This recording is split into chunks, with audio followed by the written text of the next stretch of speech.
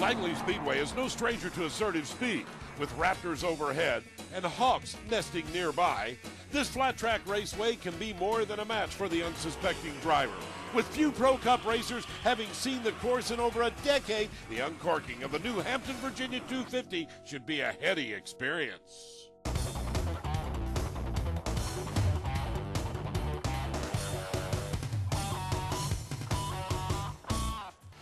Welcome, race fans, to Hampton, Virginia and Langley Speedway, the home of the Hampton, Virginia 250. Hello again, everyone. I'm Ted Jones, joined in the booth by Gene Crane. Doc Riley's in the pits. The Aaron's weather, a perfect day for racing. Now let's find out more about the track with Doc Riley. Well, the Pro Cup Series comes to a very special speedway, a speedway with an awful lot of history. Langley Speedway here in Virginia has been around since the 60s, and this used to be a stop on the NASCAR Grand National Tour, which eventually became the Cup Series. And one of the names that used to win right here at this track was Bobby Allison. He got his start driving cars just like this. Now, for our Pro Cup competitors here, none of them, with the exception of one guy, have had any track time here. So it's very, very important that they keep everything right. They listen to their crew chiefs. They monitor those Goodrich tires. They make sure that everything is just about perfect so they can make it to victory lane. Again, they have not raced here, the Pro Cup Series, for nearly a decade. So tonight is going to be one very special night on a track that is less than 4/10 of a mile, and she's flat. My crew chief says that I'm as good as anybody at loafing around. I think that's what it takes at this place. You just kind of roll around and lay up against the side of the seat and feather the throttle, and that's about all there is to it. Keep the wheel turned left. Don't ever get straight. Well, Caleb Holman got the pole. He accepts congratulations from Sally Grant DiVenuti, who's the executive director of the Hampton Convention and Visitors Bureau. We're so excited about having this race here in Hampton. As you know, Langley Speedway is one of the oldest and most revered speedways in the country, and to bring this race here is a great feat, and we really enjoy having you here. You know, people come to Hampton, they're going to see some great racing in the future here, but there's also an awful lot to do in Hampton, Virginia. Oh, you bet. We've got festivals, we've got wonderful attractions, we've got the Virginia Air and Space Center, Fort Monroe, Fort Wool, which are historic forts in and of their own right. We have the Speedway, of course, which has wonderful races every weekend. And then we have the Hampton Bay Days coming up in September, where we celebrate and really honor the Chesapeake Bay here in Hampton. People need more information about Hampton, Virginia and the Convention and Visitors Bureau. How can they find that out? They can certainly go to our website at hamptoncvb.com, or they can go to visit hamptoncvb.com.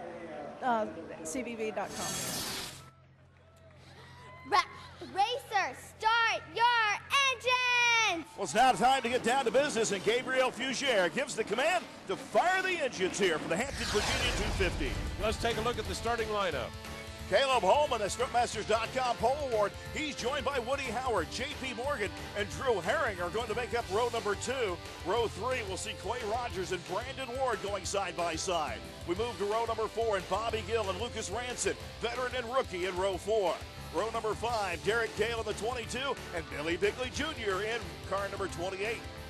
Row 6 will see Tom Hessert, the open wheel racer in the 1S, and Matt Lofton in the 65. Alan Bergkeiser in the 68, and John Gibson in the 13 make up row 7. Row 8 is Jeff Agnew and Brett Butler in car number 1. Row number 9, Ronnie Souders in the 75, and Danny Abel back in competition in car 6. Larry Barrett's 04 goes on the inside of row 10, and Mike Hennessy in the 7. Wally Smith will start car number 28 in the 11th row. All right, thank you very much. We're ready to go. Here is our honorary starter waving the green flag out there, and we're underway with the Hampton, Virginia 250 as you go on board immediately with Matt Lofton in the StrutMasters.com onboard camera. Well, Lofton and Bigley are going to get together in turn 2, and we're going to see a caution. We're not going to complete lap 1. Caution is displayed. See Bigley's car turned around over there in turn 2. Larry Barrett spun late into the incident, trying to avoid. So we'll go back to a complete double file restart, which Woody Howard got the jump the first time. Looks like he's going to do it again here on the restart. Yeah, we didn't even get one lap in, so we're at lap 0. And you're on board with Woody Howard, courtesy of Aaron's, and this event is being brought to you by Aaron's. Nobody beats Aaron's, nobody. By Lucas Oil Products, official lubricants of USA Racing. And by Sunoco Race Fuels, USA Racing's fuel of choice because quality and consistency count. And by StrutMasters.com, the suspension experts. A look at the Hampton History Museum right there as we continue our coverage of the Hampton Virginia 250. We move forward now to lap 47. There's the top 5 courtesy of Aaron's. The 55 of Woody Howard at Dean Motorsports 55 got the jump on the start, used the outside lane. Woody Howard's been racing late model stock here on a regular basis. He's putting that experience to good use. Here's the fourth place battle. Drew Herring, winner at South Georgia. He's being challenged on the outside by Brandon Ward in the Hess Racing Products 56. Yeah, Brandon Ward started way back in the pack, making a serious challenge. Look at them side by side. Remember, you want to run down on the inside on this track. Trying to get a little rubber moved up and into the outer grooves and maybe make it a 2-groove racetrack. Brandon Ward's going to do it the hard way. He's going to pass Drew Herring around the outside. He did indeed. Nobody told him go on the inside. He doesn't know any different. He said this worked just fine. Thank you very much. Here's the Phil Morgan Pottery 23 of J.P. Morgan and Bobby Gill doing battle. The 06 of Gill into the back of Morgan. Around goes J.P. Morgan, or does he? Slide for life. Whoa. And finally turn 4, Ted. He almost made it. He almost got hit right there in the back end. He had a little bump. That got him sideways. A little damage there on the front spoiler. On board with Bobby Gill, the Hampton CBB.com onboard camera following the 23 of Morgan into the corner. And a little bit of contact, Ted. J.P. Morgan pedaled it. Just could not save it there at the last moment. Well, at that speed, all it takes is just that one little kiss, you know. Boy, you come right around. Let's go on board right now, courtesy of Aaron's. And on lap 51, let's go into the pits and watch them from the driver's perspective in the pits. Woody Howard on pit road. There's a shot right there, the 22 of Drew Herring, last race's winner, and Bobby Gill's car on pit road. Tire change, BF Goodrich G-Force radials for the 06 of Bobby Gill. And a little helmet cam. You see just exactly what that crewman sees. Brandon Ward slipping by Gill, and major chassis adjustment for Drew Herring on the 22. So the Black's Tire and Wheel Distributors Ford getting a little bit of a change.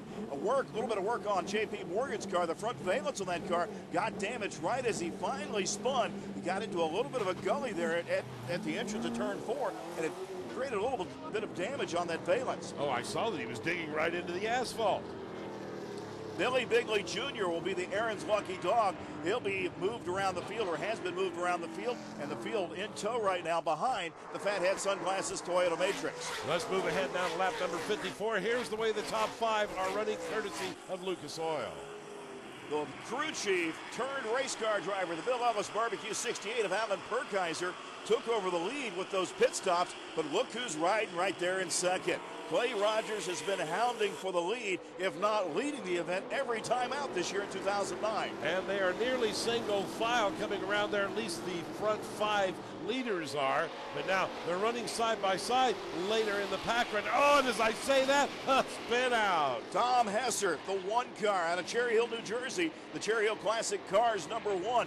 Hard impact. That's going to be a rear clip on the back of the 1 car for Hesser. And meanwhile, the 6 car of Abold has been black flagged. A lot of damage right there, right in the infield. Looks like he had something to do with the 1 car of Hesser getting to the outside wall. Danny Abold out of Liverpool, New York, the U-Pole U-Save Auto Parts 6 car, winner of the season opener in 2008. Meanwhile, pit stops on pit road, the CNC Boiler 54 of Rogers and others in for pit stops. On lap number 58, good idea. Remember, they must change 2 tires sometimes during the race. Why not right now? Rogers, they're very happy. A pump of the fist as they feel like they got their driver in and out in record time. Bobby Gill is in. Gill looks like he is getting a splash of Sunoco race fuel. And he's going to have to stop for the wheel and open and close light till the rest of the field gets by. Here's the way the top 5 are running as we start lap number 63, courtesy of Sunoco. Larry Barrett down on the inside. First of those cars that are 1 or more laps down. The Barrett's excavating 04. Everybody coming back up to full song. Lucas Ranson, the 00 back there. He's our Ray Bestis Rookie of the Year challenger. He was Rookie of the Race last race in South Georgia. Challenge for the lead. Derek Cale is there with the 22 car, the Heritage Truck Equipment 22, trying to wrestle the lead away from Perkeiser in that 68. Trying to go down inside. He's got behind. Berkheiser got beside him. I believe he's going to take him as they hit the next turn. Berkheiser left the hole open, and Derek Gale dances down to the bottom groove. He'll be our new race leader as he crosses the line and hauls it off back to turn 1. Meanwhile, Billy Bigley Jr., Bobby Gill, and J.P. Morgan all running in a tight pack with Jeff Agnew watching the proceedings just ahead of him. Now you have to dive down on the turn, clear way inside right here. And if you leave that slight little hole, somebody may shoot right around you. They're going to get a nose in there and just shoehorn their way right on by. Billy Bigley Jr. on board with the Lucas Oil camera. And with that, we'll take a break. More action later.